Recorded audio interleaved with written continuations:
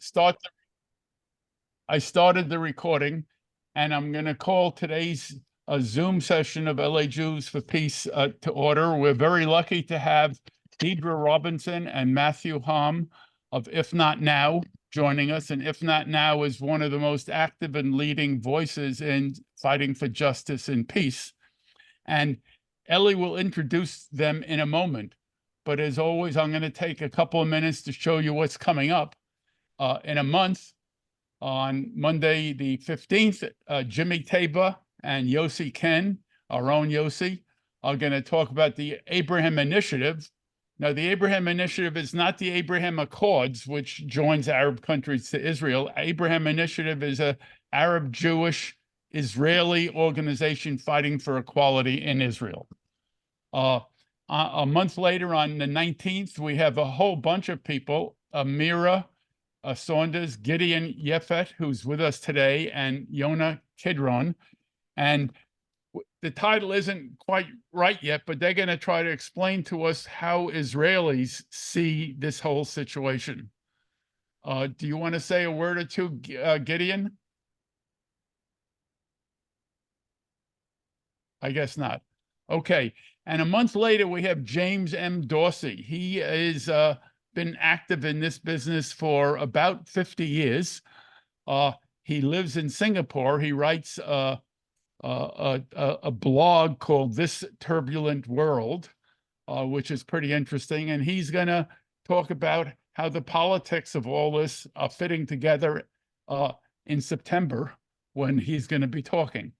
So with that, I am going to leave that and take this off. I'm going to stop the share, and I'm going to give it to Ellie, who will now introduce our speakers. Ellie?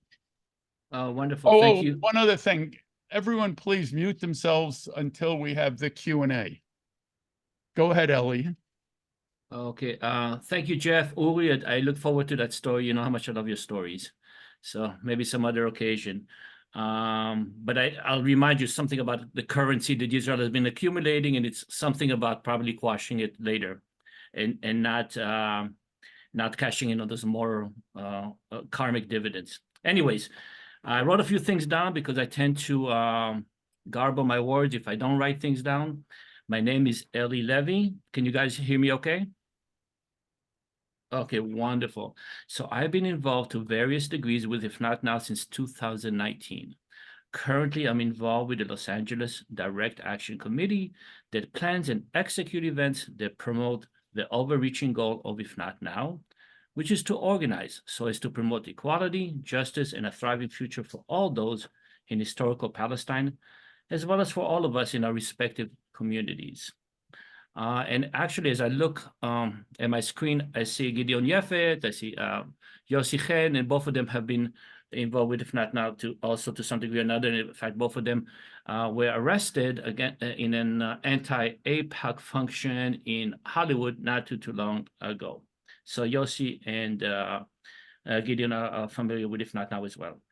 And so I like IfNotNow for many reasons. In chief, I value the fact that IfNotNow offers an inclusive and open space for Jews of all backgrounds, many who have been raised and are still mired in their Jewish tradition, and especially welcoming those individuals that hail from communities historically marginalized to grapple with their own personal history to promote the goals I just mentioned.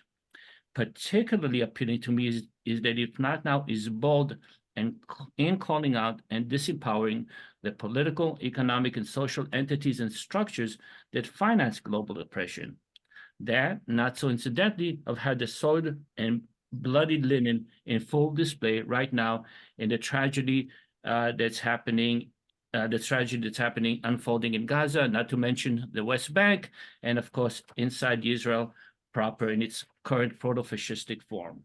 I'm especially eager to introduce Diedra Johnson and Matthew Hews from the Los Angeles chapter of IfNotNow. They both have their own very captivating and unique backgrounds. I not only consider them friends and exceptionally intelligent and resourceful human beings, as you will all soon come to note, but I continually avail myself of the wisdom and guidance to texture my own activism in the public sphere. So without further ado, I guess I'll give it back to Jeff. Thank you. And I will give it to Matthew and Diedra. Diedra and Matthew.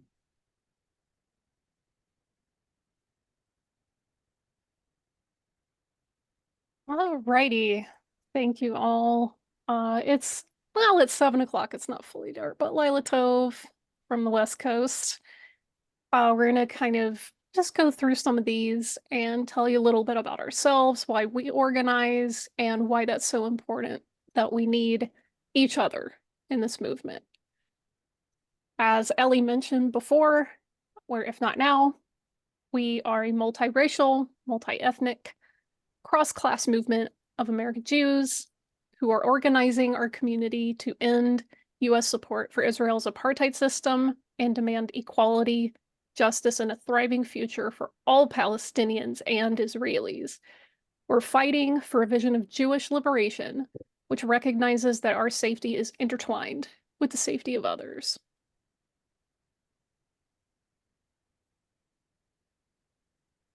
Thank you so much, Diedra. And one way to express our commitment to justice and our commitment to what we call collective liberation, which shows up very specifically in the work that we do with IfNotNow. We are fighting for liberation and justice for Palestinians and for Israelis, and for all Jews, for all American Jews, and for all people in the societies where we live, because we know that different things which might be oppressions or conflicts, they're all connected to, like, from what's going on here in our communities in Los Angeles to what's going on in Israel and Palestine.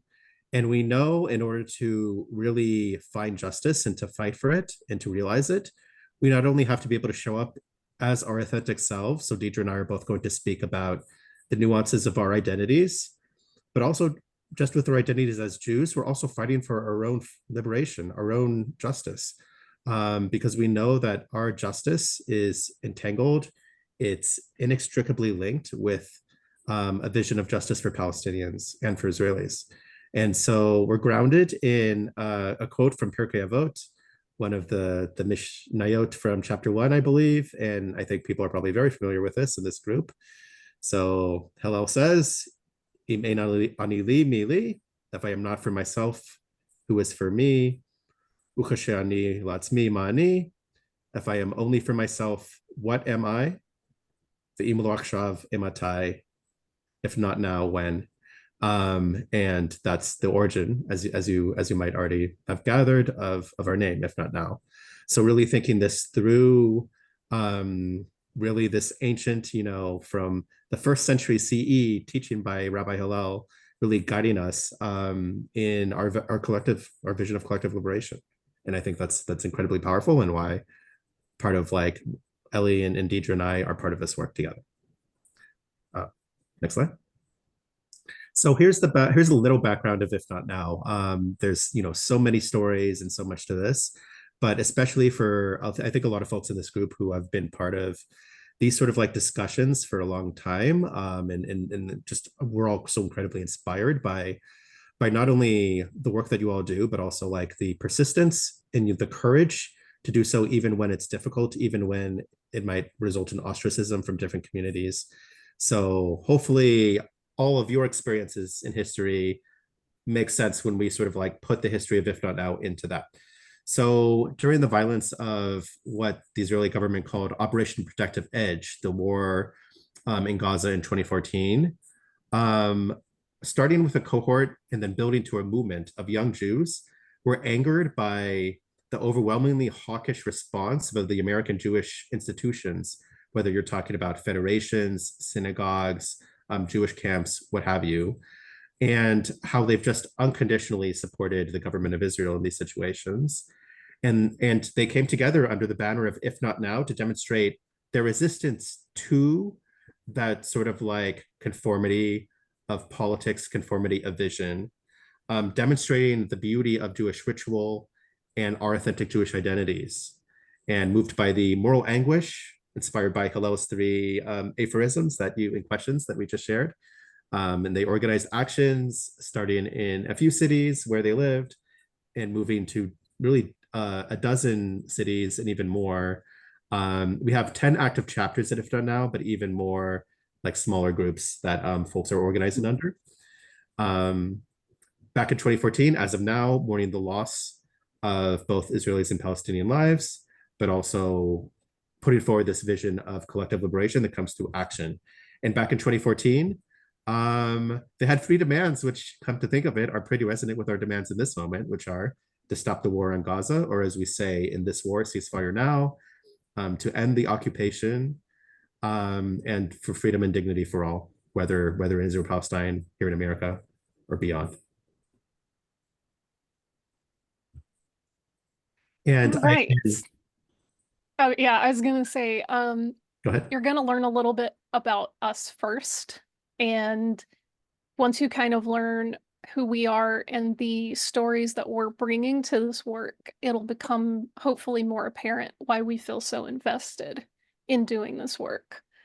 I want to start by just acknowledging that where Matthew and I live in the greater LA Basin is currently unceded land that is historically caretaken by the Tongva people. And as for myself, this is actually a very momentous day for me. And I'm actually very glad to be sharing it with this group specifically because my ancestry comes from Spain and Mexico through my mom's side and Philippines, which is where my maternal great-grandfather was born. And throughout the course of my doing genealogical work and a combination of just a very long and involved, I guess, being drawn towards Judaism, despite not having been raised in it, I learned that I have ancestors who were persecuted by the Spanish Inquisition. I'm descended from Jews that were expelled from Spain, and I carry a lot of those stories with me, and I work to preserve them. And today, because it's still technically not dark yet, it is still the anniversary of the date that I came out of the mikveh and returned to the Jewish people. So I am living proof that no matter how hard persecution gets, it will not exterminate us. And we endure despite that. And it's only through community that I have found strength and solidarity. And I really, honestly, I just, Baruch atah Adonai Eloheinu melech haolam shechianu v'kiyamanu v'higianu lazman hazeh. I am overwhelmed. Blessed is Adonai for allowing us to reach this season. He has sustained us. He sustained our people. He sustained my ancestors through all of the places that they lived and allowed me to get to this point where I could reconnect and step back into that fabric of our people. And that's a huge part of why I organize, is I recognize the signs of colonial behavior or people displacing or being displaced, people who aren't able to live their full identities for fear of persecution or being jailed, people who aren't able to worship as they want to. And it's an incredible privilege to be in America despite its many faults, because I can worship and I can fellowship with my people without fear of being thrown in a jail, you know. And it is more important now than ever, especially considering the rise of Christian nationalism, that we as a people really stand arm in arm and support each other and build out our community with other identities so that we can present a defense for ourselves and keep this a country that people can be free to be themselves without fear. And we believe in that for Israel as well. It can be a land where people can coexist and live together. It can be a place of freedom. It can be the vision that we wanted, that we foresaw. And I hope that I can have a small a small impact in helping that come to pass.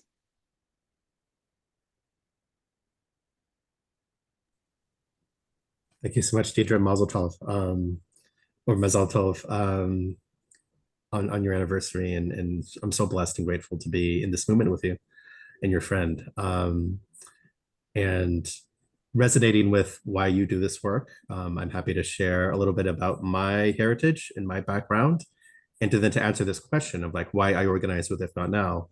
So I my families have been in Los Angeles since the 1920s. But I am biracial. I am white Ashkenazi as well as Chinese. My father was Chinese. And so his family, if you take the sort of line from the person and go all the way to the southern China, you'll see one that goes to the Philippines, and that's part of Diedra's heritage, and one that goes to southern China, that's mine. My family coming from the kind of Chinese people, the area of China where so many of the first Asian American immigrants to America came from, who came, for the gold rushes and built the railroads and were excluded by the Chinese Exclusion Act. And that's sort of like history of marginalization, racial othering, immigration, like enforcement, and also being low-wage workers is part of my family history and a big part of like why I do the broader work that I do. For my day job, I organize with CLUE, which is an interfaith like labor justice organization, and we also work on racial justice and immigration.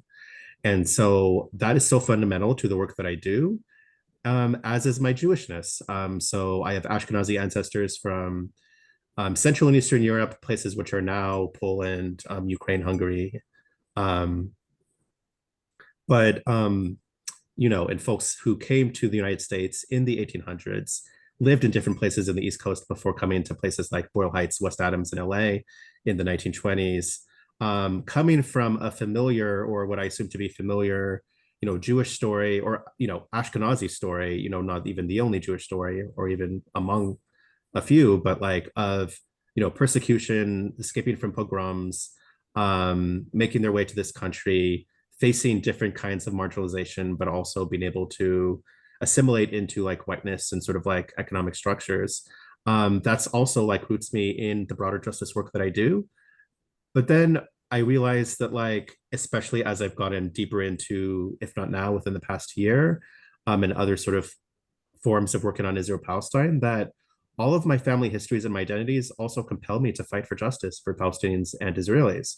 The way that like so much of my Asian American story is rooted in these experiences of imperialism and colonialism, and the sort of difficult, maybe not completely analogous ways that plays out in Israel-Palestine, but these ideas which motivate a lot of us in our solidarity work. And of course, being part of this movement on the Jewish left that feels that our Jewish heritage, our history, our trauma, we cannot let it be weaponized to marginalize another group of people to support the sort of like atrocities that we're seeing right now. And so that is just a small part of why I organize with If Not Now, especially in recent years, it being a space where I can show up in all of my identities, but also in a space where, as much as we're in solidarity with Palestinians, we're still in the Jewish community. Our strategy is that we're trying to move the Jewish community to stop supporting the apartheid system, to stop supporting the occupation, to demand a ceasefire. These are our families for so many of us, our kin, our communities, and we can't give up on them. And as much frustration as I feel with the Jewish community day in and day out, I still believe that to my heart, to my core. And that's why I appreciate being able to organize in this space. All right. So Matthew had already mentioned a little bit about how If Not Now got its start in 2014, but it became very clear, especially over the last year, that the movement as it stood in 2014 wasn't enough. If the movement was going to succeed, it needed to grow. It couldn't just be, young Jews, quote unquote. It couldn't just be Jews who were economically privileged. It couldn't be Jews with just one background, like say from only New York or Chicago or something. It needed Jews of all ages. It needed Jews from the working class. It needed Jews with ancestry from all across the diaspora, as well as those who are still in the land. It needed all Jews. So the movement relaunched in 2023 with a much broader scope and focus on diversifying and enriching the base and pulling in all of those diverse identities, because we know that there's not just one kind of Jew. There's as many kinds of Jews as there is Judaism. And that's our strength. Our strength is in that diversity and that broad spectrum of ways that we show up. And that's the only way that we can move forward. So since October 7th, over 40,000 Palestinians, and that's likely a very severe undercount, have been killed, and the number of casualties, unfortunately, still climbs by the day. And the vast majority of the 130 Israeli hostages are still in captivity, with their families pleading for them to be brought home and reunited. And right now, the government continues to ignore those pleas. So, IfNotNow, in solidarity with this, in an effort to push our own people and our lawmakers, we've helped lead so many actions. It's probably more than 100. Here in LA, we shut down the 101 or the 110 freeway on a busy morning. Our comrades in Washington, D.C. have held multiple rallies outside the Capitol and the White House. We've had people in New York and Chicago showing up in mass, people in the Bay Area shutting down the Golden Gate Bridge. Anything that we can do to demand accountability from our lawmakers who are supposed to be representing us, and saying, hey, we're not violent. We are asking you, as your constituents, as people of conscience, as Jews, as humans, to bring the killing to an end.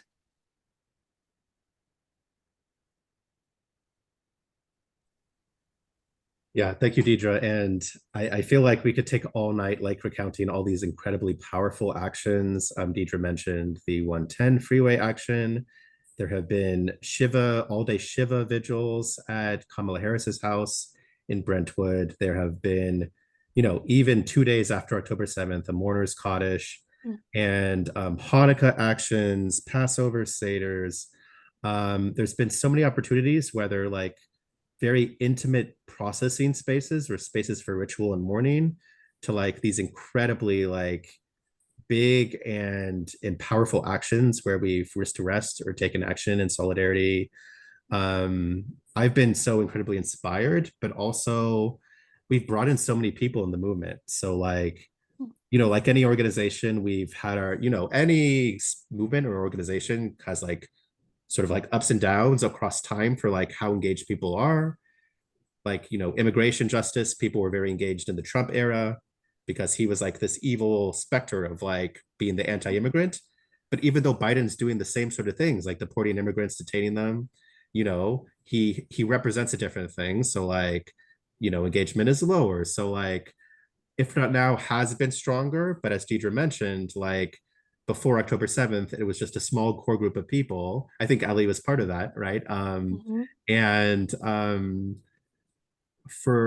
I don't think I can call it a silver lining, because as each and every one of us, if we could take back everything that's happened October 7th and afterwards, of course we would. But like, incredibly inspiring it is to see how many people have been brought into this movement, what kind of structures for sustain our work that we've sought to build, like the direct action organizing committee that Ellie mentioned, the partnerships committee that I co-lead, and like ritual that Diedra leads, and like political education and so much more.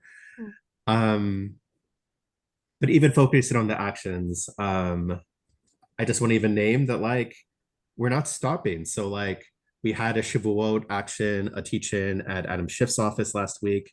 And of course, the theme of the past few months being the encampments, what happened at UCLA, the incredibly inspiring solidarity that the students showed in their, surely they had difficult moments and there might be some anti-Semitism for sure, but like for the most part, like this incredibly like warm and like vibrant space that included Jewish voices, and how that was like completely met by state violence as well as by people in our own Jewish communities, and how sad that is, just to how really painful that is to realize and to acknowledge.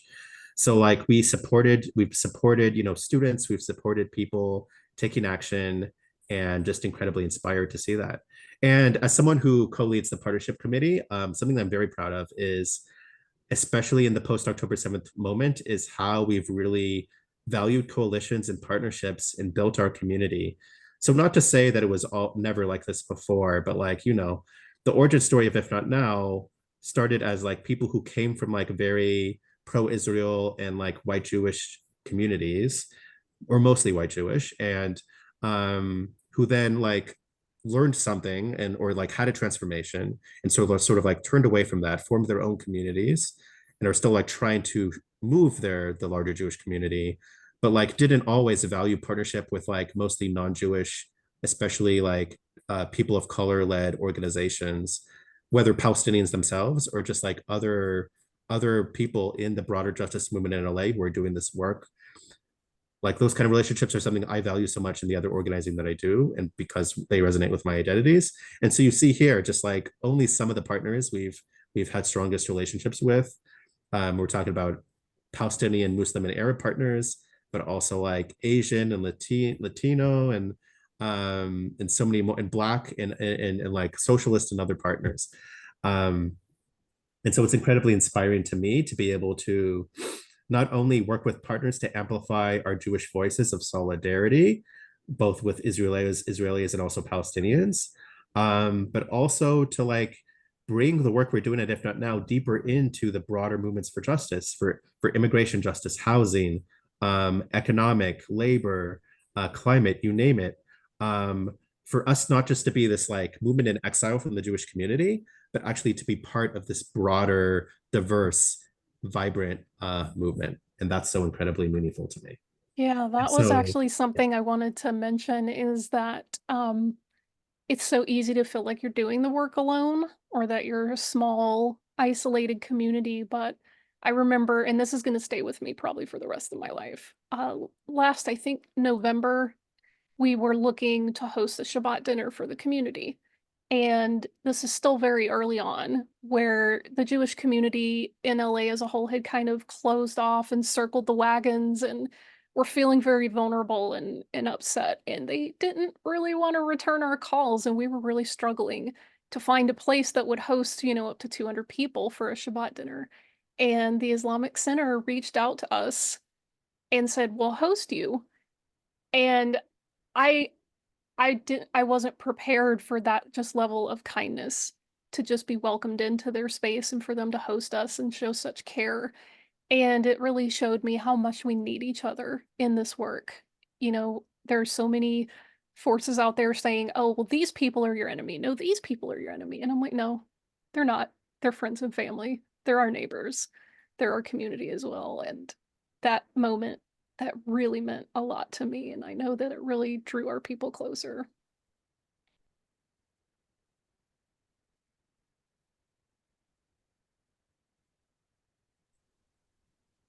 Wonderful. So I had to miss that Shabbat at the Islamic Center, but I hear the story nonstop how inspiring it was, and I have so many inspired moments like that as well.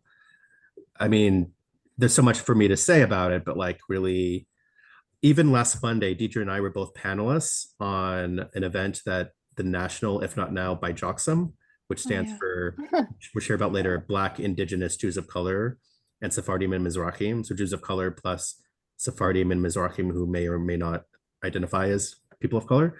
And we had a storytelling event with like 200 people on Zoom where we got to share the nuances of our stories. Like we just gave you a preview a few minutes ago, and how that motivates our solidarity in our work. And for me, that was an incredibly vibrant, resonant space where the nuances of my story were heard, and people made connections to them, and people felt inspired by them.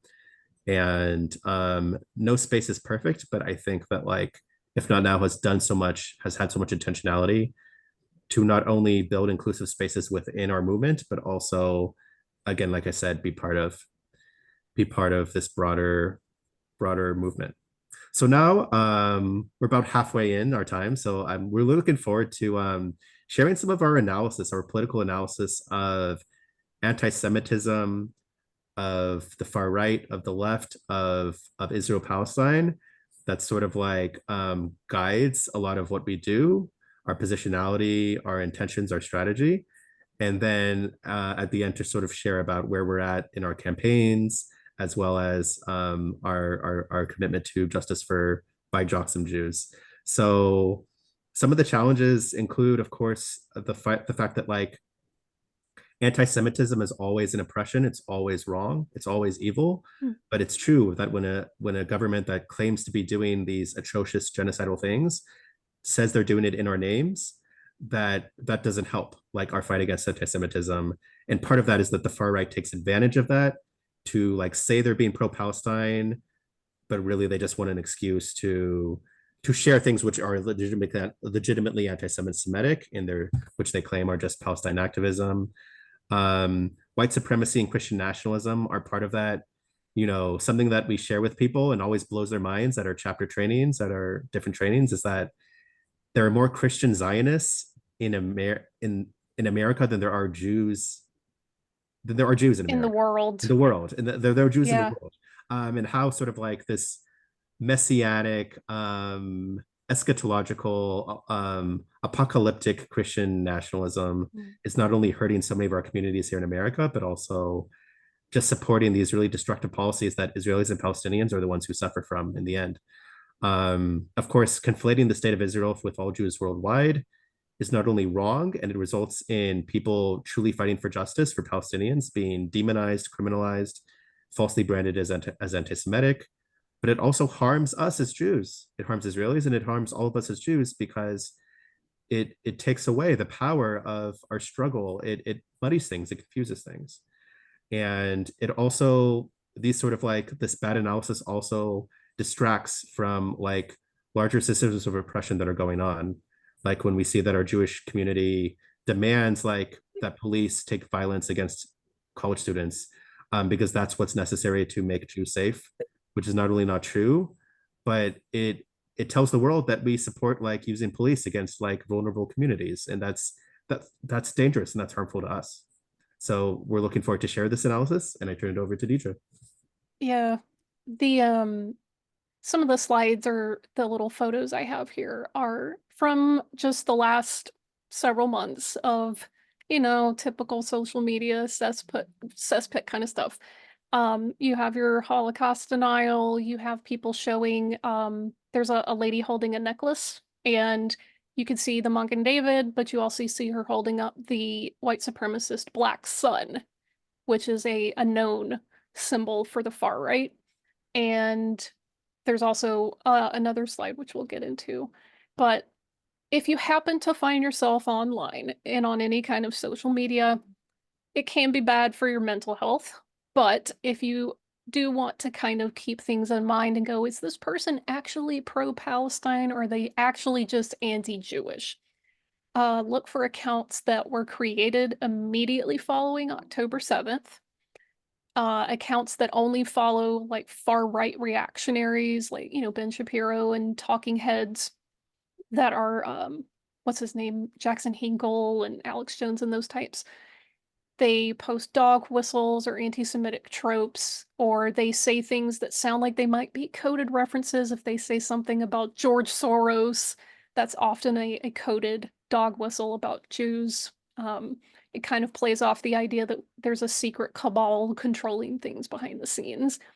And you'll find that a lot of those accounts are centered more around criticizing Jews than they are actually supporting Palestinians. That's usually the biggest giveaway that you will have. When someone is doing this work, we center the people who are being affected the most. And we center the families of the hostages because they're missing their kin. Their families have been fractured, and we're uplifting the Palestinians who are being killed and displaced and starved. So that's really the heart of what we're doing, and holding our own people's pain, which is very real, with care at the same time that we're trying to intervene and stop more bloodshed. It can be a difficult line to tread, but it's one of those things that really it benefits us when we know how to look for these signs.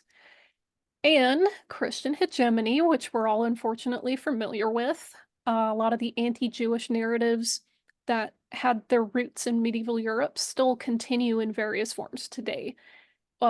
Jews are kind of seen as the other. We're not really fully assimilated into whatever the dominant culture is, and our position within those societies is conditional. And anytime that the Christian hegemony feels threatened, we're a really easy target. We inhabit that kind of liminal space, and things like, blood libel, claiming, oh, well, Jews aren't just bloodthirsty, they're uniquely bloodthirsty in a way that's somehow worse than everyone else. Or, Jews are intentionally causing diseases. That one happened. We just saw that in the height of the pandemic. There were conspiracy theories about COVID. There are also religious tropes that come out of the New Testament texts and early church fathers. Things like, oh, Jews killed Jesus and they're all collectively responsible for all time. That was the Romans. Ideas that Judaism is broken or not perfect or somehow needs to be fulfilled somehow. Those things are often levied against Jews or Judaism, and the fancy word is supersessionism. But these are things that we're constantly having to deal with in addition to our other struggles. And, there's a post here from some really mean person, and they're playing off as many harmful tropes as they can in one small little post that felt like they were playing, asshole bingo at some point and just decided to go full out. Luckily, when these things happen, we know how to address it. We can block them. We can, report the accounts and things like that. But it's like, man, I wish I could just log on to whatever social media platform and just enjoy some casual scrolling without having to run into these guys. They feel a little bolder than they used to, and hopefully not just because of the election, but directly related to that, hopefully someone who doesn't embolden them more will win. Yeah, thank you. And on that topic, Diedra, I'm compelled to share the very hilarious, though scary example of Matt Gaetz from a few weeks ago. So Yeah. in Congress, I think they pass this bill, which I think codifies the IHRA definition of anti-Semitism, which suggests that like certain kinds of criticism of Israel are like inherently anti-Semitic. And of course, it's the definition that like the pro-Israel and the Jewish communal institutions support. And we, the Jewish left, like made this case to like not support that supporting this bill is like not going to fight anti-Semitism. It's just going to make that fight harder. And then someone like Matt Gaetz Republican from Florida, who's this like completely like radical right-wing Christian nationalist, he said, I'm voting no. And he voted no on this bill because one thing that the definition included was that it's like anti-Semitic to say that Jews killed Jesus. And he's like, yeah, Marjorie Taylor I'm Greene this said Bible that too. Christian, and I refuse to give up the assertion that Jews killed Jesus. And even though I'm like pro-Israel, right? And just to show how like completely like confused this like thing is when people are just like, we need to fight anti-Semitism without having like this really like deep discussion about how this is being defined and weaponized. So obviously connected to all these things is white supremacy and Jewish people in their diversity, but even in this simplistic idea of like Jews who are racialized as white or can pass as white are treated in different ways by like being treated as white in so many like legal, racial, economic contexts, but like for white nationalists also being viewed as simultaneously inferior and also like all powerful, controlling everything, globalist, having this like world domination conspiracy, and saying that when people of color like Black Lives Matter, when they take action for their own justice and liberation, it's only because George Soros or like other Jews are like puppet masters behind the strings, right? And so white supremacy has always been something that we as Jews will struggle against because we're never going to find peace and justice under it. But how, when something that's oppressive is going on in Israel-Palestine, it just makes it so much harder and so much worse. Yeah. And, the elephant in the room, Israel. So the political ideology of Zionism is, compared to, 3,000 years of Jewish history, is pretty new. It's only less than 200 years old. And the idea behind it is that Jews have a right to self-determination in their ancestral homeland. And on paper, that doesn't sound so bad. The idea is that we Jews have a unique claim to the land that no one else has. And that idea, whatever ideal it wanted to go for, it is currently undergirding a system of apartheid and violence. and occupation that's been going on since at least the 40s. So we can recognize that it is an aspiration for us to be safe, as it is for all people to be safe, where we can be Jewish without fear. And unfortunately, the reality on the ground is that our safety has come at the expense of the lives of Palestinians. They are brutalized daily by both settlers in the West Bank and the Israeli military. They don't control their own water or electricity. And there's a convoluted system of blockades and checkpoints that severely limits their travel and their ability to access medical aid. So, if you have cancer and you need to go in for a treatment, they may not approve your permit to go into an Israeli hospital, and it might, negatively impact your cancer treatments and so on. And all of that is done under the umbrella of security or Jewish safety. But even within the borders of the land itself, Israel's not a land of equality for everybody. You can look at the numerous laws that will hold different criminal penalties for the same crime, depending on whether you're an Israeli Jew or an Arab. The system of roads, limited by your license plate colors. These things are not as often talked about, but even within the land, even things like marriages and how you can obtain your citizenship, those things are massive barriers to equality and justice. So when we look at those things, we need to keep in mind that Israel is not acting as our local neighborhood synagogue. It's acting as a nation state. And because it's a nation state, it is capable of both benevolence and atrocity. Israel is not any better or worse than any other nation on earth. Our people, whether they're here in diaspora or they're in the land, are not more or less capable of violence. We are human beings. We're all capable of being compassionate and warm. We're also capable of violence and hate. So keeping that in mind, it lets us not fall into the trap that's often leveled against people who criticize the actions of the state of Israel, saying, oh, you're holding them to a higher standard. It's like, no, we're holding them to the same standard. A lot of this feels disproportionate because social media is so pervasive in our lives that we are getting views of these brutalities from the ground, from the people experiencing them. Prior to this generation, you kind of had to listen to what was on the news. You really couldn't get as much in-depth on the ground experience. And now you have people live streaming it from their phones as, rockets fall or as tanks roll over. And it is very difficult for the public to see that and realize that this has not only been all wars, but this is the current war. And my hope is not just for the war and the conflict to end, but for people to realize that war itself is an unnecessary brutality that we do not have to keep perpetuating. We do not have to treat each other this way. There are other ways for us to be safe. And violence is not it. Maybe I'm an idealist, but I truly believe that. I truly believe that we can overcome those things and those aspects of our nature.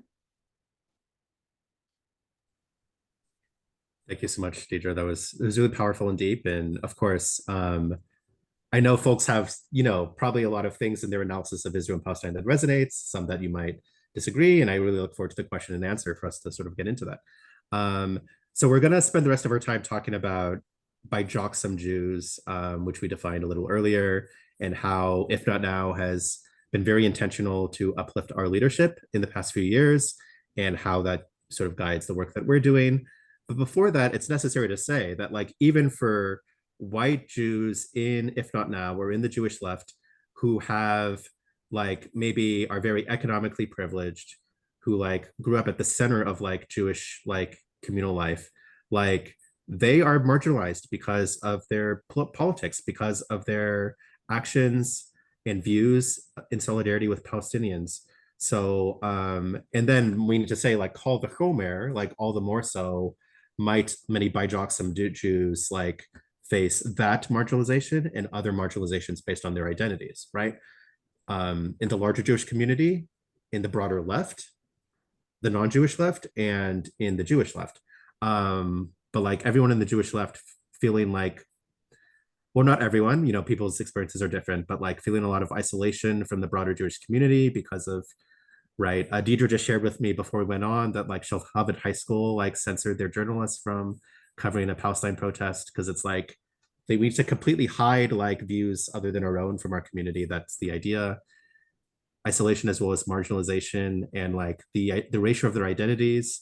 So many of the people in our movement told that you're self-hating Jews or not real Jews, or capos, right? These really harmful things. It's precisely due to the injustices and violence and bigotry that are suffered by Palestinians that we act because we connect it to our Jewishness. And we're also affected by nationalists and racists and fearmongers on the far right. And so that's why we look forward to sharing a little bit about our commitment to racial justice and leadership by Joxim folks and why it's so necessary. So next slide, please. Yeah, and I don't know how many of you read the Jerusalem Post article that we kind of are referencing here. And obviously it's one person's opinion. He's not the rabbi of the planet, but I remember waking up to the news that day and I opened my notifications and I saw this article and it felt like being stabbed in the gut, you know, having so much joy coming home to Judaism, only for one guy to say, well, if you're anti-war, you're just not even part of the Jewish people. Like, excuse you. I beg your finest pardon. How dare you? That's I mean Maya. Who cares what you say? Yeah, and I was like, who is this guy like telling me that I'm not Jewish? Like, excuse me. I love being Jewish. I wouldn't do this work if I didn't love being Jewish, and I love Judaism and I love our people. But that's the kind of isolation and just what this conflict is doing to people. Like, it is just messing up our entire thought process. It's ridiculous. But I'll turn it back over to Matthew to talk about a little bit of the identities. Absolutely. So BIJOXM stands for Black Jews and or Indigenous Jews, right? People can hold one of these identities or many of them or more than one. Black Jews and or Indigenous Jews and or Jews of color. For example, as an Asian American, I identify as a Jew of color, even though I am also racialized as white, so I'm also white. And or Sephardim, who may or may not identify as white or people of color, and or Mizrahim in the same. And so, okay, well, now that you know a little bit about who we are, like, there's so much to say, but like, IfNotNow has such an incredible origin story, as we shared at the beginning, but also there's this perception that often realized itself in actual spaces of IfNotNow, that it was mostly like a specific generation of people in their 20s, right? Fresh out of college. They even used to say like, we are the generation, meaning like we are the generation to move our community away from occupation. Very inspiring.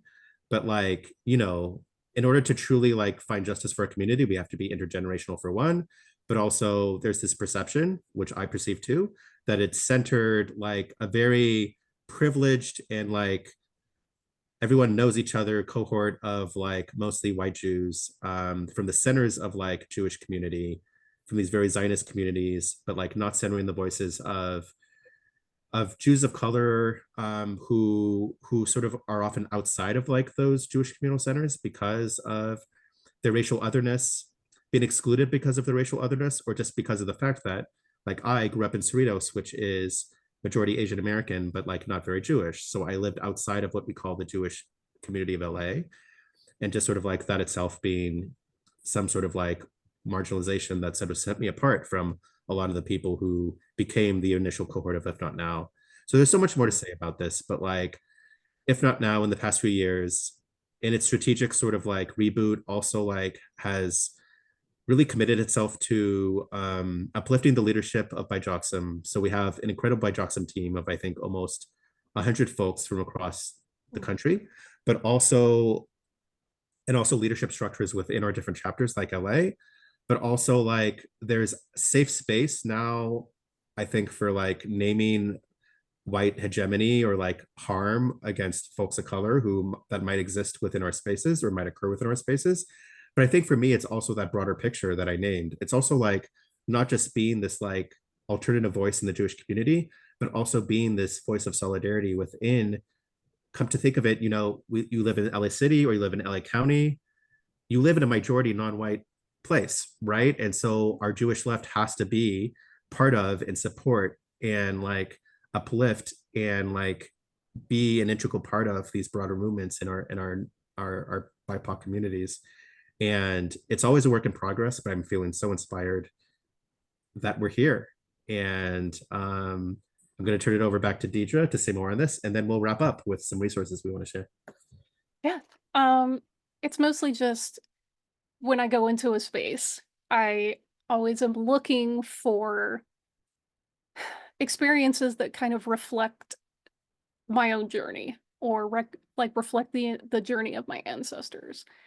And I grew up in Alabama, which has like a few teeny little pockets of Jewish community, but it's largely not. It was not very diverse growing up. We were some of the only Latinos in the area. And I grew up having to hide a lot of my identity because of, you know, people's racist ideas. And I live out here in like northern Orange County, or kind of like, I would say northwest, kind of closer to Long Beach, but all of my neighbors are Black and Asian, like Korean and Vietnamese. So I get to live in this very broad and diverse community. And those are the kinds of experiences that I want to see if I go into like a synagogue. I'm like, hey, we're so diverse. We've lived all over the planet. Our people have had a presence, you know, for instance, in China and India for thousands of years. So where are they? Do I see them in our spaces? If I look in our leadership, like in the rabbinate, especially, do I see Black Jews leading congregations? Do I see Asian Jews who are on committees? Do I see Jews who may have descendancy from other indigenous populations like Peru? Do I see them in those kinds of positions where they have a voice? And sometimes the answer is yes. That's very exciting. And you can hear their voices, their experiences, and you also could hear their melodies, the way that they chant and sing. There's so much richness there. So beautiful. So much different art and food. And we kind of shortchange ourselves when we make it too narrow. You know, there's so much of ourselves that we can bring in and so much that we can experience.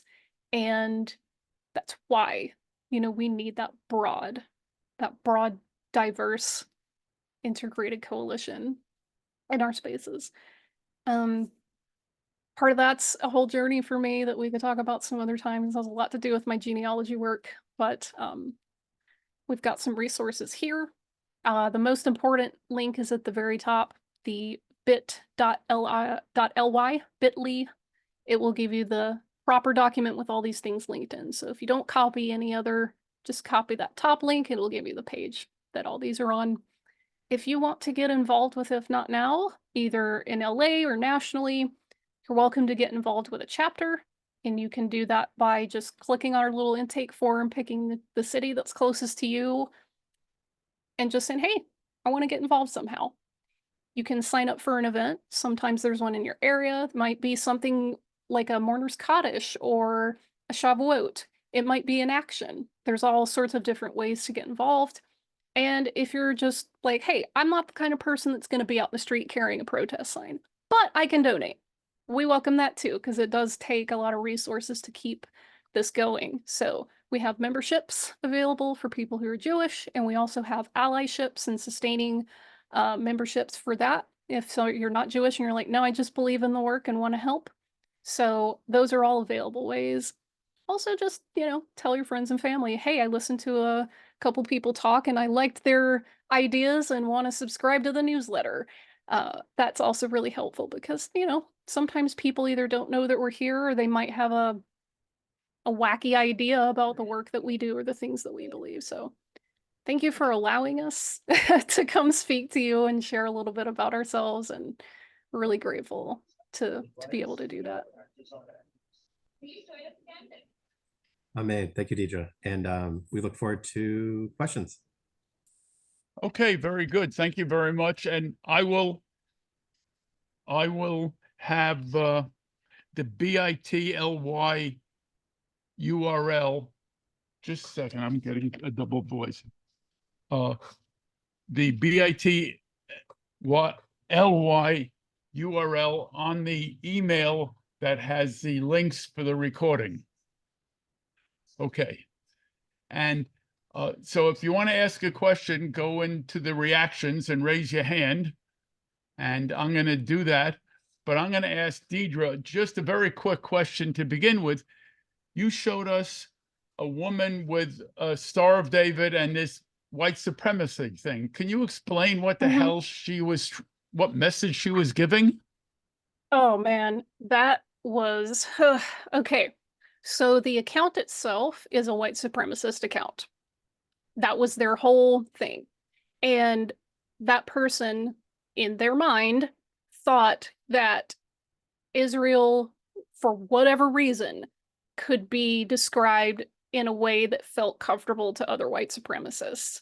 And so for her, she felt that wearing one of the most, prolific right-wing fascist symbols, the black sun, along with a Magen David, even though she's not Jewish, for her, that was some sort of bizarre solidarity. And what I took away from that is that it was really just anti-Arab and anti-Palestinian racism. It wasn't really actually about Jews or solidarity with Jews. I feel like that account, especially the more that I scrolled through it, it became very clear that anybody who wasn't as pale as the driven snow was somebody that they did not consider to be as equal to them. So it was very confusing to look at, but once I kind of got past that initial shock of what is going on, I realized, oh, okay, they're just trying to cozy up to people using this racist idea and hijacking, Judaism in order to do it. They're not actually an ally. It's weird. Okay, Yossi. Mm.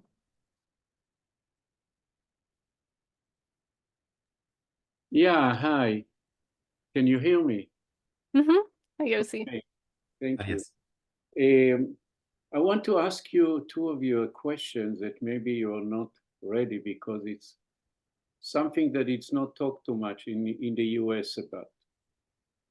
Palestinians overall, through the organizations, they are working very hard to get countries to recognize Palestinian state. So far, there are 146 countries who recognize Palestinian states. I don't know if everybody knows, the last one was Spain, Ireland, Norway, and the most recent one is Slovenia. This is why today I cheer for them when they play against Denmark in European Championship. I saw that. Yeah. I can't help it, but this is what I did, and I was going also for Spain against Croatia when I watched. Anyway, however, my biggest disappointment here in the US, well, that the US government refused to recognize Palestine because what they're saying that it's have to go through a negotiation with Israel, and this is the only way to do it. Okay. However, I do not see anything, no campaign in the US, including in the left, that even mentioned this. Not saying this, not asking for this, not fighting for this, because if the United States will recognize Palestine, it's going to break through. At least extra 40 countries will go follow suit, and it's going to be enormous pressure. But where is the campaign in the US?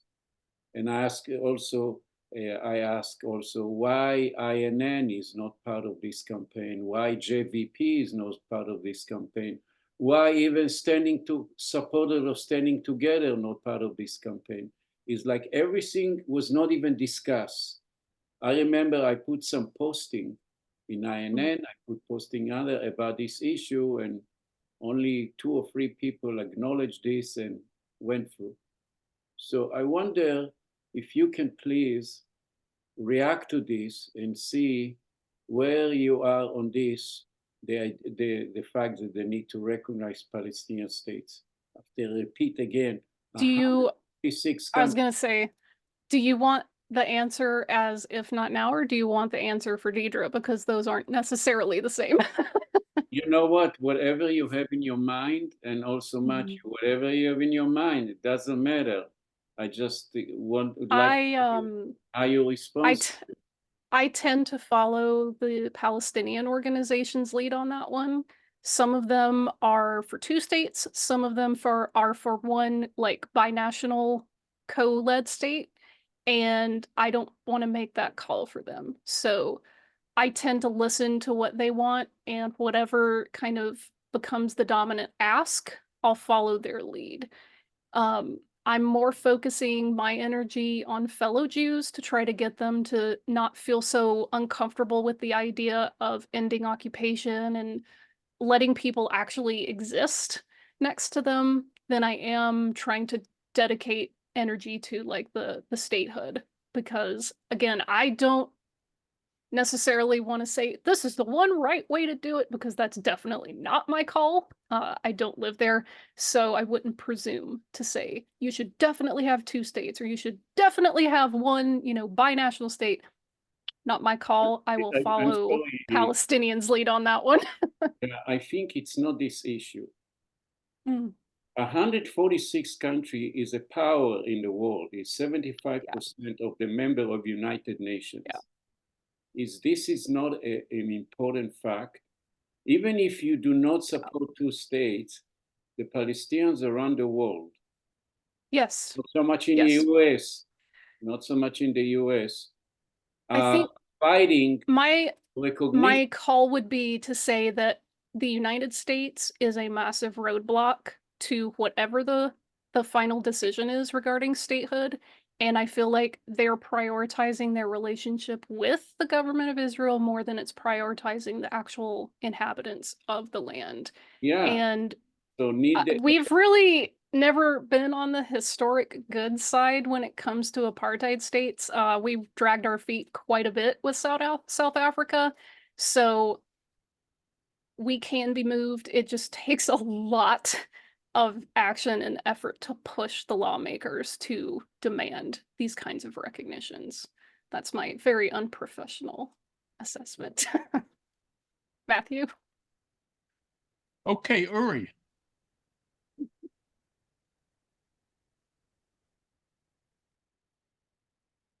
Thank you. Can you hear me?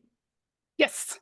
Okay, great. Thank you for the presentation. I've been a supporter of you from the beginning. I have a soft spot in my heart for Hillel the Elder. When I saw If Not Now, but I actually quote him on a different thing. When the guy came to him and said, teach me the whole Bible in a hurry, the whole Judaism in a hurry. He says, don't do unto others what you hate being done unto you. The rest is just an interpretation. You can go and study it. And this is really my hero in life, because the golden rule, Christian is the reverse, but basically this is the golden rule. If the whole world acted upon that, a lot of things will disappear. But that's why kind of like favoritism, and I saw If Not Now, I knew exactly where it came from. I have a background in there. Yeah. I came from there. I love that. I want to give you a couple of other observations that I had relating to what you said. One of the things that I said from 2018, when Bibi legislated the nation law, he basically threw a few non-Jews in Israel out of being citizens or second-class citizen, but he got another 5 or 10 million Jews in the world to be responsible. So right now, up till 2018, people say, hey, I'm a Jew, I'm not an Israeli, what do you want from me? I'm not responsible for them. Now, it's a whole lot harder, because right now they say, what are you talking about? Your prime minister said that's yours.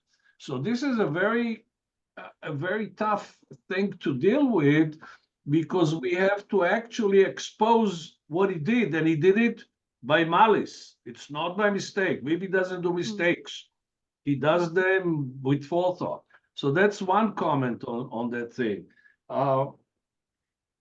The other thing that I wanted to say basically is that a couple of times years ago, when I used to even talk to people who were anti-Semite, I told them, listen, we killed him 2,000 years, you Messiah. We are powerful.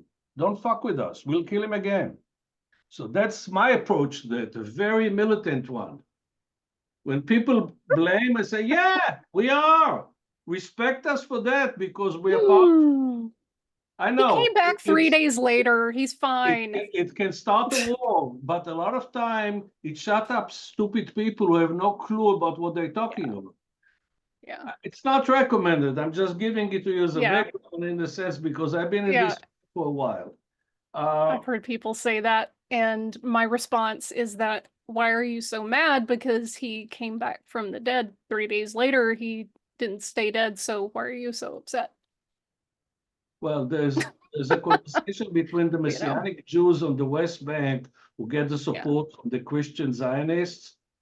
And they said, as long as they support us, I don't care. We'll fight about it later on in the next world. Right now, we want.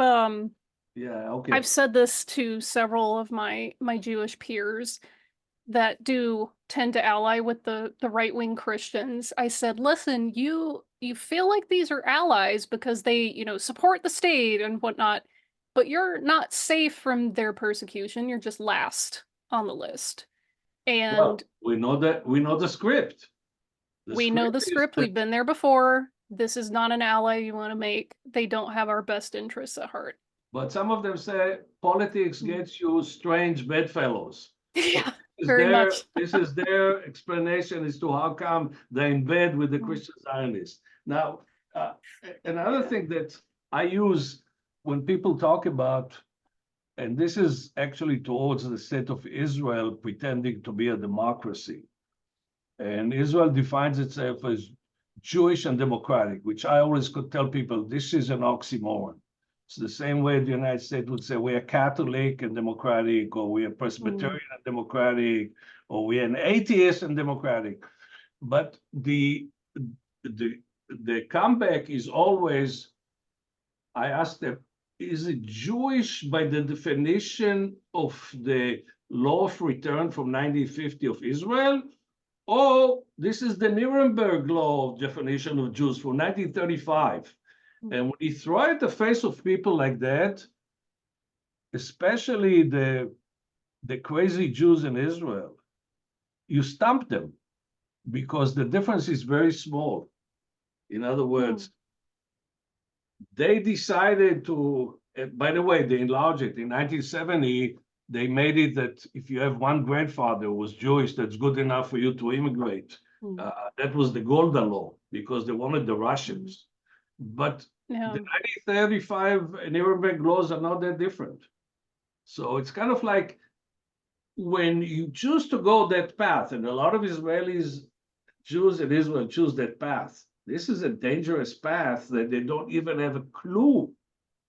They don't have a clue. So I'm giving you this kind of like a background because I'm sure you're running all kinds of people who don't know exactly what the whole thing is all about, what the scoop is. So yeah, I've thought about that a lot. People talk about the democracy, and I counter with, hey, I'm Jewish enough to go make Aliyah, but I'm not Jewish enough to get married because I'm not Orthodox. And as long as those are the kind of structures in place, we're not going to be able to have a conversation about true democracy. So, well, most Jews aren't Orthodox, just saying. That's just the numbers. And the last tip that I use lately, I tell people, Zionism doesn't equal Judaism, and it doesn't equal Israelism or being an Israeli. There are three different things completely. The fact that a lot of people want to mash them together because it's easy, completely different. Because if you think about it, there's about at least 1 million, if not Haredi Jews, who actually define themselves as anti-Zionists, not anything else. Some of them actually, I saw them a few months ago, they walked all the way from Monsey to New York City on a Saturday to stand Yeah. in solidarity with the Palestinians. I'm sure you saw Was that that. Neturei Karta? I think it That's was in the them. Torah Karta, yeah, Yeah. the Haredi. Not only them, they're sick. There's a lot of them in Monsey and in other places in New York. Yeah. And they basically say, don't get us into the soup. We don't belong. We don't want you. We anti-Zionists. They basically said that when Zionism started 120 years ago, so there were actually three promises that Jews actually took upon themselves and one of them, do not try to bring the Messiah earlier. And lo ta'ale b'choma, that's the saying. And basically, they said that's what Zionism is doing. The Zionism is bringing a disaster. They're quoting a disaster because they violate this promise or this oath that you do not actually try to hurry the Messiah by establishing the state of Israel. And there was a big fight, and Ben Gurion had to give them in 48 a lot of political room to join him because they didn't want to join a democratic state. They told him, we don't believe in equality between the races, between the genders. Women and men are not the same in our Bible. Yeah. Louis, can you let other people to ask questions or say something? I can briefly very close passionate. it out. You're He's very Otherwise, passionate. you know, your stories never end. Okay, Yeah. Good can idea. close Let- out. Let Okay. David Mandel talk. All right, I'll shut up. Thank you, Ori. David? Yeah, hi. Thanks, everyone. Thanks for your presentations, folks. I recently became a member of IfNotNow just because I support what you're doing, of course. Thank you. I haven't been active, but I've been a long time active with Jewish Voice for Peace, and I know Mhm. I'm sure you're familiar with Love that. them. Yeah, I would just like to know what do you define as the main difference, and what's keeping us from merging into one organization? And I know that I mean I'll name one thing that I think is part of the answer, which is that Jewish Voice for Peace a while back came out with a very loud and explicit position of anti-Zionism, and I know Yeah.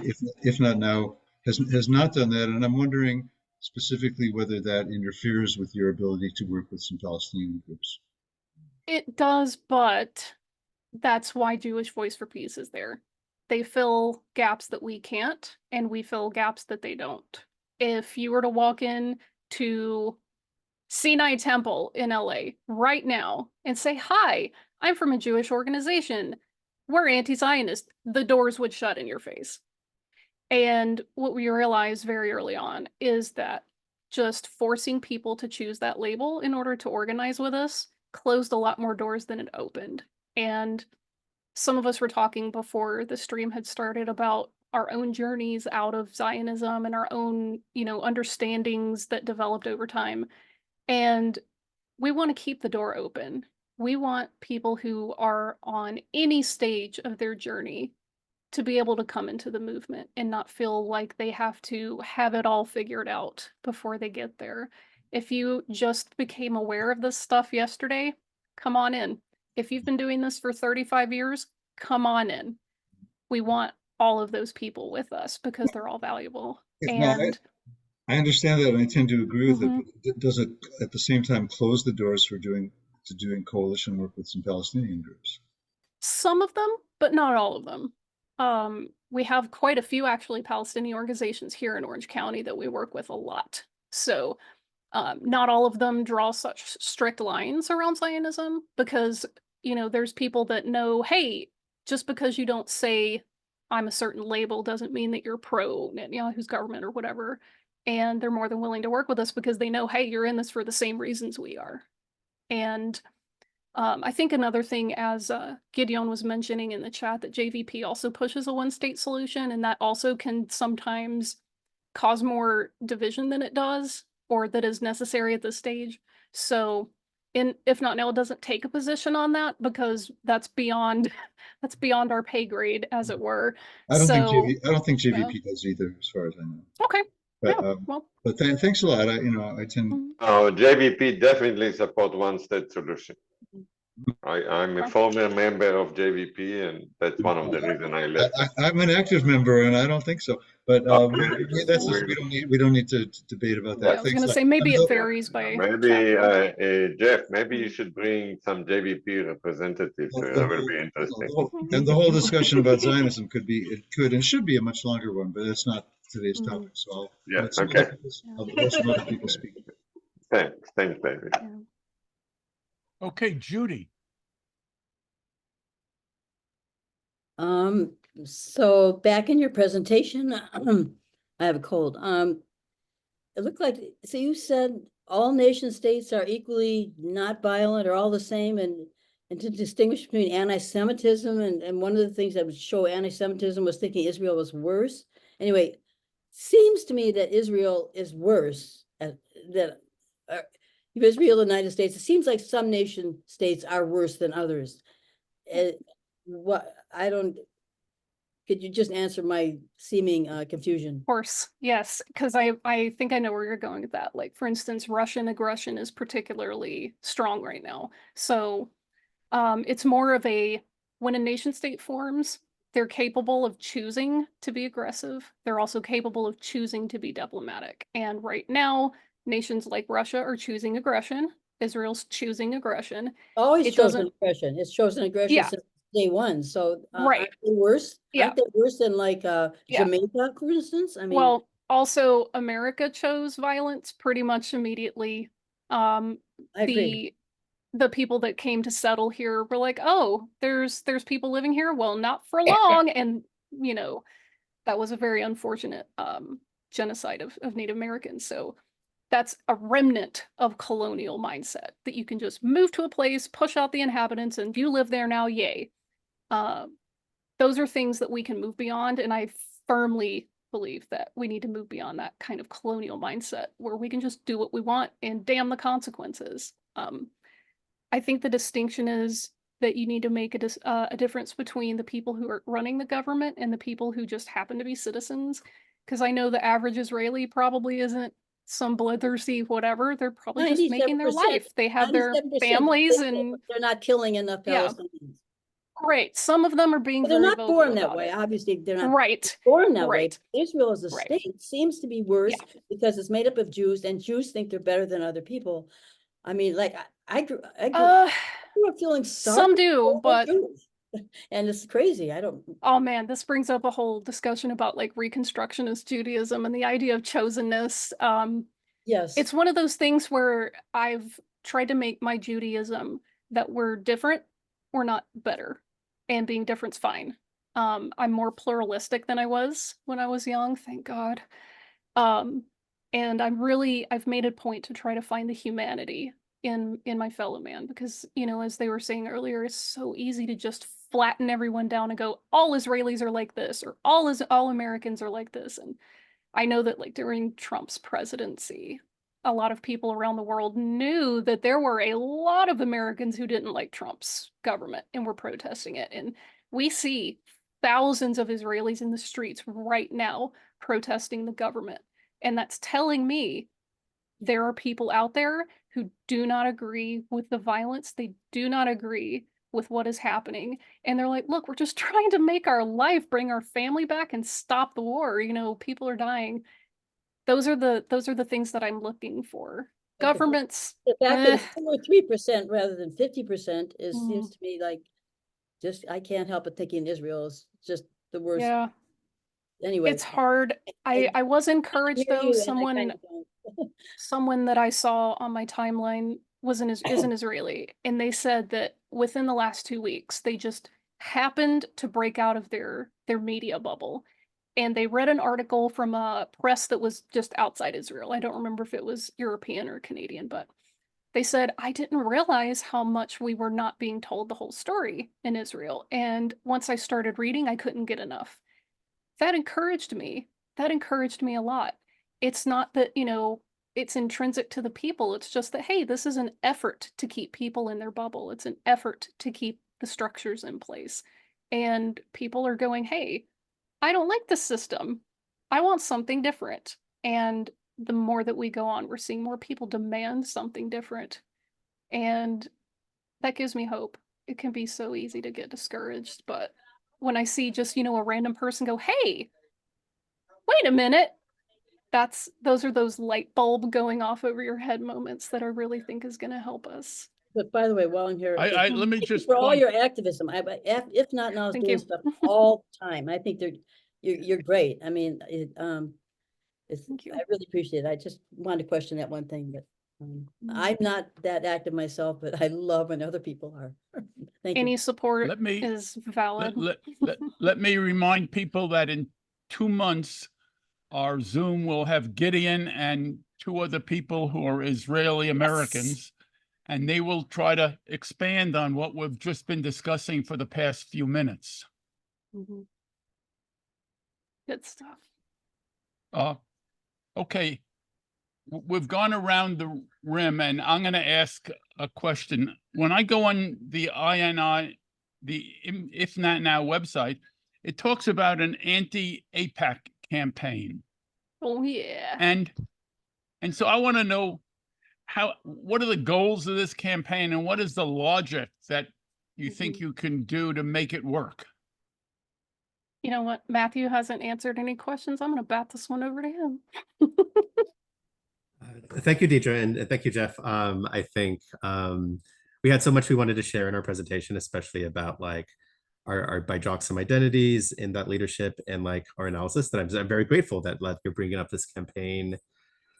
As we continue to take actions like ceasefire actions, we continue to do that all the time. We did just last week for our Shavuot action, but you are correct that as a sort of long-term campaign that's going to guide everything we do going into the US elections in November and beyond, we have sort of returned to this Stop AIPAC campaign, which I'm just really excited about, because I think it really gets to the heart of like why to a lot of these questions. Like if Israel is worse than other countries, why? I mean, one answer is because the United States unconditionally supports it. And why does that happen? One answer is AIPAC, right? And like, why do Actually, the answer is AIPAC. Yeah.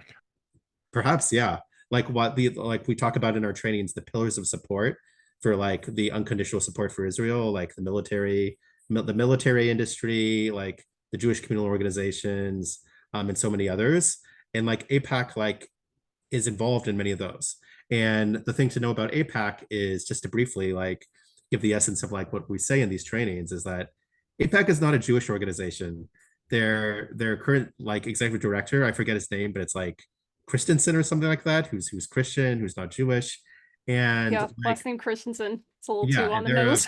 Exactly. They're a pro-Israel organization. And as much as they claim to speak for Jews at times, we know that they're not advocating for our safety when they support these really, really terrible policies of apartheid and what we feel is, we say very clearly, is genocide right now in Gaza. So I think, Jeff, you asked very poignantly about the strategy, like the why and the strategy. Like we have this analysis, like I just shared, that like AIPAC's like, and we can be very honest about what they do without like this fear of like it sounding like anti-Semitism, because the truth is that like this is a lobby which is acting in a lot of these ways, and the way to fight anti-Semitism is to point out that like not all Jews support this, and they're not fighting for Jewish safety. But like not only do they uplift all these systems, but also we know that in the history of like the Democratic Party or the left, or even like left of center in the whole country, we can like take something like an industry or an issue or a lobby that used to be considered like just like neutral or just like benign, and we can like point out how like terrible and how destructive they are. Think of the tobacco industries, think of like the NRA and like the gun industries, right? Like, no, definitely some people support those things, but like within like the Democratic Party, they're toxic, right? And so the goal of this campaign, by really confronting elected officials on the Democratic Party specifically, because we're always thinking about like, who can we actually move strategically to like accomplish our goals? If we can move Democratic Party elected officials to not take any money from AIPAC, to condemn AIPAC, then that itself will like, in some small ways that build up together, become a waterfall, right? Disrupt this sort of like status quo. Another example is just they have these like really terrible election campaigns they fund against like Jewish elected like Jewish leaders like Andy Levin, and the way that they're going after Jamal Bowman like right now and tomorrow in New York State. You know, all these ridiculous claims of they're anti-Semites. But like at the same time, who do they uplift? Who do they fund? They uplift these crazy like Christian nationalists, like in any other context, like Elise Stefanik, like sharing conspiracy theories about Jews, like Republicans, who like supported January 6th and the insurrection in Washington, D.C. If they support the state of Israel and what the government does, they're going to get AIPAC funding. And pointing out these things, not only to elected officials, but to our broader Jewish community, we think we can move things. And I know sometimes it's easy to feel helpless, but I think this is a campaign which really zeroes in on the problem and a way to sort of break the status quo. Thank you. Yeah, the AIPAC campaign. Well, is I something agree. It zooms I was in on gonna the say problem. that, The question is, what's the strategy to get it accomplished? So we've got a lot of different tactics depending on what city you're in. Some of our lawmakers are easy to track down and go, hey, so-and-so in the hallway, why are you taking money from the same people that funded insurrectionists? Do you want to support our democracy or do you want to turn it over to fascists? Some of those are really easy. Some of them actively avoid speaking to their constituents because they know that we're not happy with what they're doing. And it's taken things like direct actions, meeting in person, it's taken letter and phone campaigns, it's taken, oh gosh, email campaigns. There's been so many different, tactics that we're trying to use to get through to them. The easiest people to move will be people in the Democratic Party. Say, hey, you're supposed to be the progressive ones, right? You're supposed to be the ones that are staving off the wave of fascism. Like, then actually do it, because if you take money from the same people that wanted to decertify the election and, do all of those things, who violently tried to occupy the Capitol building, how can you call yourself progressive? How are you an ally to us? If you're giving money to people like Josh Hawley, who says very bigoted things, why are Democrats taking that money too?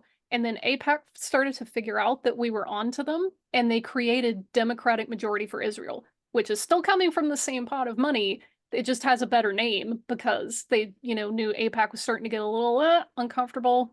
So it's not fair what they're doing, that they're unduly influencing our elections, but it's also taking away Jewish agency because the overwhelming amount of people in AIPAC are Christian nationalists, and the funding comes from outside the Jewish community. So if we're going to talk about self-determination, AIPAC is preventing it.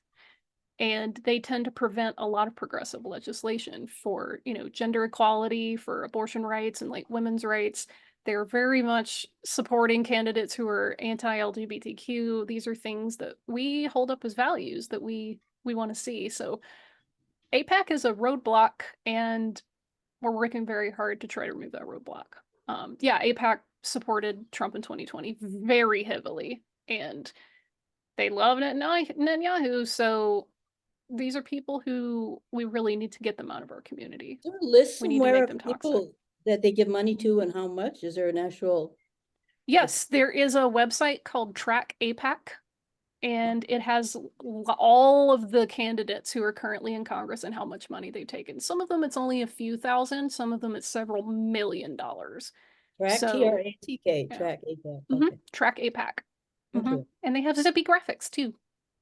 So shout out to their graphics team. Okay, Yossi, Yeah, just to, I heard the discussion about how bad Israel, what can be done and all this. And when I came to United States from Israel, and I started meeting people on the left, and I heard a lot of comments like this. And I tell them this: as long as there is a national conflict and war with the Palestinians and the Arab world, or part of the Arab world, the right wing in Israel will have the upper hand, because it's very easy in a national conflict to incite to hate the other side. Yes. It's happened in Serbia. I was in Bosnia, and I heard Serbians, how they talk. in this. But this is unfortunately the heavy price when you have a national conflict. The government who are interested in the conflict, they know they use the tool of incitement and hate so effectively. And believe me, when I was in Israeli army, I was one of the few voices. They say that the Arabs are human beings, and I was outcast of saying this, just saying it, not you know. But then in general, Israeli society, it is very powerful. And so I told them, when peace will come, and this is my belief, and there will be a Palestinian state alongside Israel, and that there will be a peace with the rest of the Arab world, and even Iran as a result of this, the whole energy inside Israeli society will go to fix the society in all aspects. It will be much easier for the Palestinian minority inside Israel to fight for equality, which is so extremely difficult now, especially after October 7, because so many of them are prosecuting, just putting a simple statement in Facebook, don't kill children in Gaza, and they get arrested and prosecuted. You know, anyway, but so my point is that I explained Israeli society, it is what it is now because of the ongoing conflict of 70-something years. And it's and the peace agreement with the Arab world and the Palestinians will give an opportunity, really, I really believe in this, will give an opportunity to go to completely different directions as far as how the society look like. One group for sure gonna be disappearing is the settlers, because the settler is a one issue movement, is to settle in the West Bank, or what they call Judea and Samaria. But this area is no longer part of Israel, and they don't have any reason to exist. They don't really have a reason to exist because they have nothing left. And they're gonna go away as a fascist movement. You know, the occupation built this fascist movement, and the fascist movement recruit a lot of young Israelis to the, you know. So I just wanted to say this because I heard so much resentment and anger to Israel, and some people even gave me a statement. Some Jews told me, if this is the Jewish state, I don't want this Jewish state to exist because what they're doing. I heard this, you know, and I told them this is a wrong conclusion because people around the world in different countries, they did manage to change. You know, after the elimination of Jim Crow in the South, some part of the South and some part of the white society have been changed. And I was touring there. I was in Nashville, Tennessee, Memphis, Tennessee, and I saw how integrated now those cities, you know, much more, but you could not say, so. Even my little nowhere on the map now, we didn't have Black students at my school in Alabama until I was in like 7th grade, I think. And now when I went back to visit there, it's so diverse. There's not just white and Black students, there's Asians, there's Middle Eastern and North Africans, there's Latinos. It was just a whole group of people. And I was like, wow, see, it can be done. It felt like it took forever, but it can be done. As long as there is no peace, the right-wing racists in Israel have the upper hand. Really, I resent the weaponization of our trauma. Like, we've survived a lot of horrific stuff over the centuries, and we've been carrying that collectively for that long. And our fear, our deepest fear is being annihilated. And the people that are in power right now are taking that fear and saying, oh, the only way to deal with it is if you attack first. That is not the response. That's not healthy. It's a thing where we have to hold our own pain at the same time we're trying to work through all of the things and that we feel. We're having to work it out in front of the whole planet. And it's a lot. So yeah, I just wanted to point it because somebody who grew up there and raised there and understand the Israeli psyche, I'm Mhm. telling you, this is really Yeah. it's happening. But Yeah. people here in the left or whatever will be more helpful that to distinguish between different people in Israel. Because like you say, there are a lot of people are in the street. And I tell you, many of them identified themselves Mhm. as Zionists. And to Yep. label Zionists as you're a bad person, period, Mm-hmm. it's Yep. not helping also. I knew some people who identified Zionists who went to his military jail because they refused to go to the occupied Mm-hmm. territory, Yep. you know.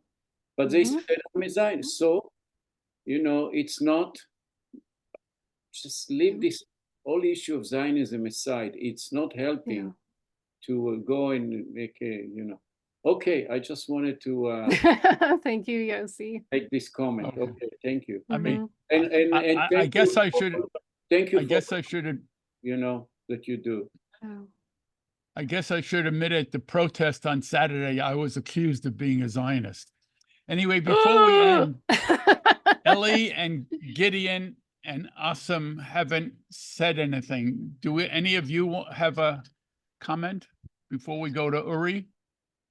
No, I just, you know, I like, if not now, I had some issue with them when I came back from Israel because many people there were deniers of what's happened in the 7th of October to women, but I'm not blaming INN for this, you know, some member.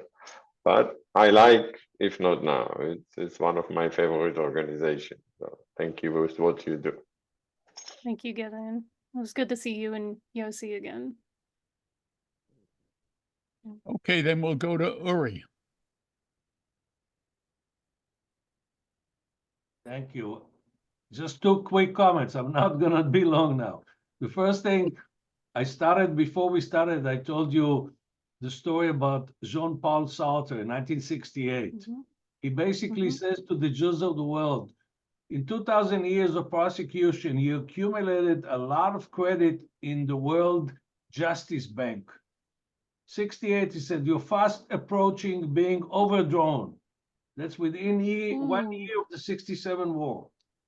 That's John Paul Sartre. Wow. So that's one thing. Now, the other thing That's is, poignant. in psychology, they claim that an abused child usually grows to be an abusing parent. Unfortunately, what you were talking about 3 generations ago, the Jews who were prosecuted in the Holocaust, 3 generations later, they become adults and they're basically doing the same thing, unfortunately. And this is like a phenomena that apparently goes deep into psychology. And Bibi, one of the best one in manipulating that fear of the Holocaust within Israel. He plays it like a terrific violinist. So unfortunate, but it's easy to tell people they're coming to kill you. Yeah. You know, if I could be a little candid with my own family history for a moment, my grandmother, who recently passed, may her memory be a blessing, she was a very difficult parent. And I had a very difficult relationship with her, and so did my mom. My mom experienced a lot of really hurtful things growing up in that household. And she didn't receive a lot of verbal support or physical like affirmation. And it would have been so easy for her to raise my brother and I that way. And I am so grateful that she chose a different path. She chose to be affirming and supportive and loving and nurturing.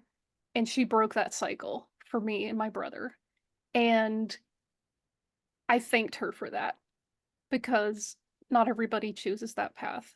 Not everybody chooses to not be defined by their trauma and their hurt. And I'm so proud that she's my mom, because that was an example to me, and it was a lesson for me to choose the better path. And you know, when we talk about our Jewish brothers and sisters, we talk about our Israeli family. We're talking about people who are carrying a lot of that generational trauma around. And this is the time where we collectively and also to our siblings, we can say, hey, what happened to us was wrong. Let's choose a different path forward. Let's break that cycle. I wish you were right. Easier said than done, but good for Okay, I you. that have you're to believe fighting it. for No, I have to listen, believe it. Yeah. Absolutely. Yeah. I'm opposite for you. I gave up. I'm the pessimist. So Yeah. in conversation. Yeah, Trying that's to an resist. optimistic view, Diedra, and I love it. But you're Uri. still coming here, Uri. So What? there's some See? No, Uri, Still keep coming. to this meeting. And I even want to thank Mm. Diedra invite to and a Matthew very demonstration. much. This has been a So- stimulating discussion. I've learned a lot. I was a fan of If Not Now before. I'm a fan more. LA Jews for Peace want to offer you each a honorarium, and I will contact you by email tonight or tomorrow about that. Thank So you. if no one has anything else to say, thank you all very much. Thank you very much.